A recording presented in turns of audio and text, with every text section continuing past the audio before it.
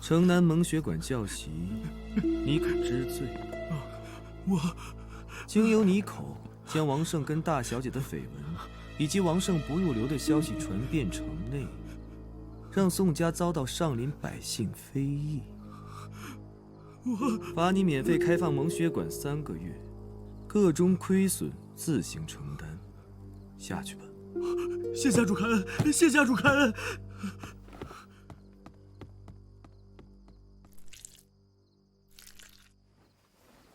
临行前我是怎么交代的？绝密之事，绝密之事。老宋，绝密之事，代家是怎么知道的？冤枉，冤枉啊！冤枉！将王胜贿赂你的佩剑偷偷卖出去，你是没长脑子，还是脑子里长了霉？那正是戴欢的佩剑，中饱私囊，利欲熏心。将上林宋家逼至水深火热之中，按照宋家家规，将如何处置？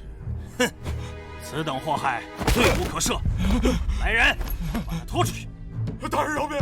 大人饶命啊！我是被冤枉的！大人饶命啊！哼，一群废物！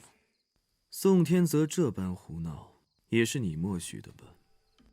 如今上林宋家必须表态，跟王胜划清界限，免受更多牵连。天泽虽然做得过了些，那也是为了彰显出我们宋家跟王胜势不两立，情有可原。况且他也受到教训了。划清界限。宋天泽带人出去，伤的伤，残的残，就算划清界限了。戴欢死在宋家后院，还是大长老默许的时间地点。一众人等目睹着戴欢逼婚嫣儿，听着宋嫣叫王胜未婚夫。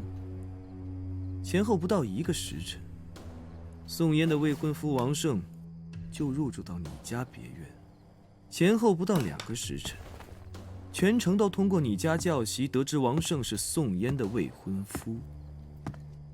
前后不到3个时辰，戴欢的佩剑就经由你的管家卖到拍卖行了。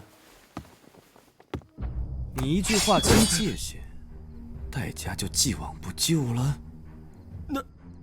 那他们想怎么样？戴家要人，2个都要。2个？还有宋嫣？